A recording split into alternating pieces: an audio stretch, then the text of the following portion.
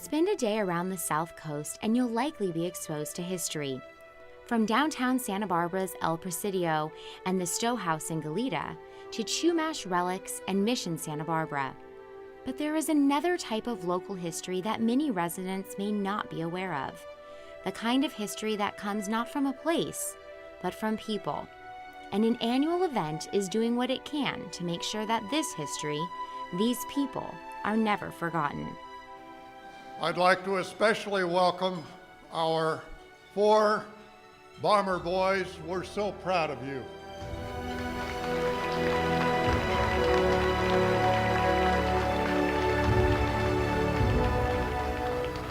These 4 men are a piece of history. They were honored by the Pierre Claessens Veteran Museum and the Channel City Club so that those who serve aren't quickly forgotten. It's a feeling of doing something good for the community, because we need to recognize people who go put their lives on the line for all of us. To get to know these 4 Santa Barbara veterans is to learn about 4 young men who all stood behind the same cause and then had it forever change their lives. For Lieutenant Larry Crandell, who went on to fly 35 missions, joining the Army Air Corps was a defining moment in his life. I was either going to be drafted or try to be in the Air Force. I became a bombardier navigator, which meant I became an officer. And that was a single act that most defined me. When they put the gold bars and the wings on me, when I got out of the service, I went to college. I became a college graduate.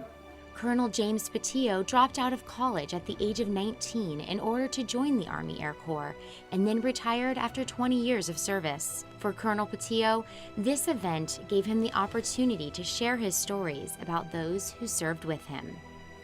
I enjoyed talking about some of the great friends we made in the Army Air Corps, because there just seems that there were some of the greatest people in the world. And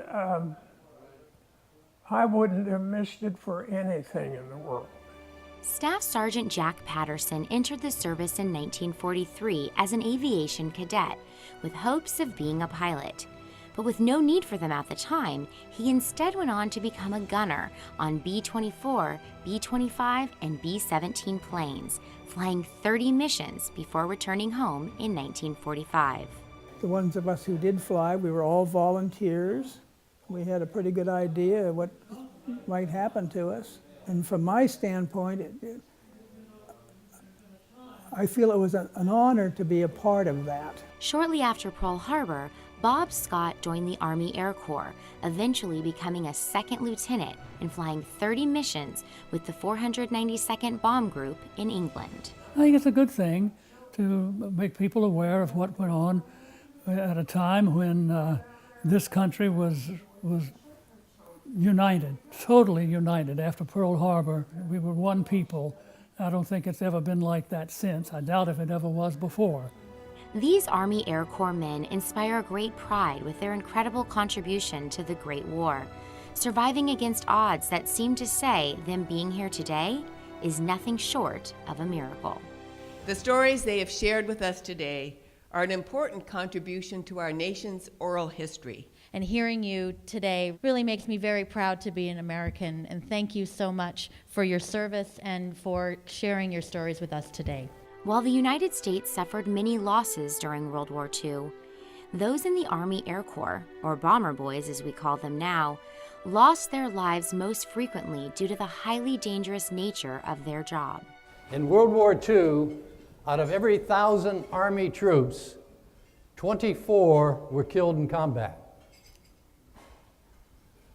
Out of every 1,000 Marines, 29 were killed in combat. Out of every 1,000 Army Air Corps, 240 were killed in combat. The bomber stayed at altitude and stayed on heading, so the flak and the fighters just were able to decimate many of them. The Germans set up a terrific system where if you flew into a box of the sky And they knew the altitude, so they would put all their guns into that one box, and boy, it was really something. Your life expectancy was 7 missions. So you were supposed to do 25, but your life expectancy was 7. They were the real heroes, the ones that came up day after day as human targets for every weapon of an ingenious, dedicated, and tenacious enemy could use against them. So in life itself, the true measure of courage is to fly on despite the tragedies of accident, sickness, and failure. And fly on, these 4 men did. Through sharing their very personal stories with the crowd, the audience got a glimpse of the life that was a World War II bomber boy. That meant there was a B-29 up there in the smoke, and the lights were all instructed at that point of the war to concentrate on one airplane, and every gun in town had one target, and that was it. Well, it was perhaps 20 or so minutes, and lo and behold, we arrived at the beginning of the bomb run.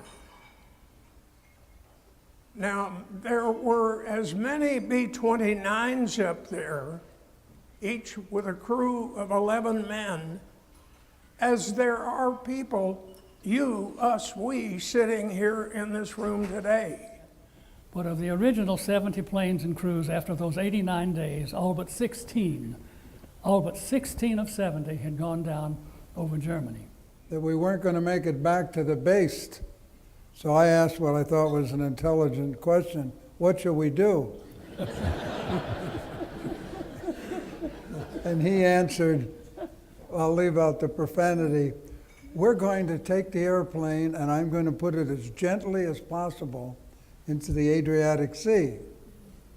I immediately felt better, and that good feeling continued until the plane hit the water at 100 miles an hour. I'm a survivor, I'm not a hero, and I'm a very lucky boy, and I'm very happy to be here. In many ways, the opportunity to share their stories is a gift to the veterans, while for those with the chance to listen, the honor was all theirs.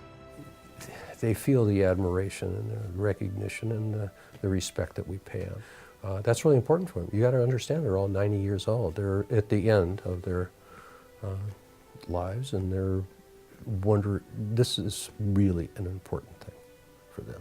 A quote by Pierre Clayshans, the benefactor of the future Pierre Clayshans Veteran Museum and Library, eloquently sums up the inspiration for both the museum and this event. To die in war is not the worst. To be missing in the war is not the worst.